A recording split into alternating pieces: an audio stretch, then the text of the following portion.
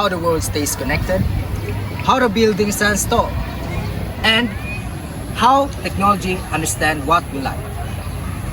Behind all this, one innovation lies one powerful foundation: mathematics. More than just numbers or equations, mathematics is a tool that helps us think critically, make smart decisions, and understand the world around us. Today, we will explore that mathematics is not just a subject, but also part of our everyday lives. Today, we will talk about mathematics in modern world. But math is more than that, it is a part of our daily lives. Many people think math is just a numbers and solving equation.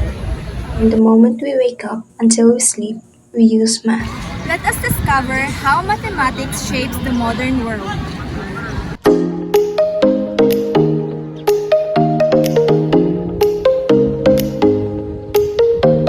We use math when we budget our allowance. We compute discounts we shop. We calculate our savings and expenses. Banks use math to compute interest on loans.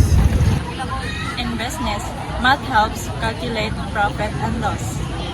In technology, math is used in coding and programming. Social media platforms use algorithms based on mathematics. Engineers use math to design buildings and bridges. Doctors use math to measure medicine dosage. Even in sports, statistics are used to track performance.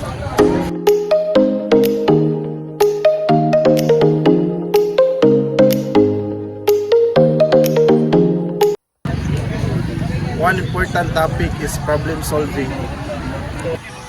Problem solving helps us think logically. Another topic is statistics. Statistics help us understand data and service. We also study patterns and sequences. Patterns can be seen in nature and art. The Fibonacci sequence appears in flowers and shells. Financial mathematics teaches us about interest. There are two types of interest, simple and compound. Understanding loans help us avoid debt problems. Voting system also use mathematics.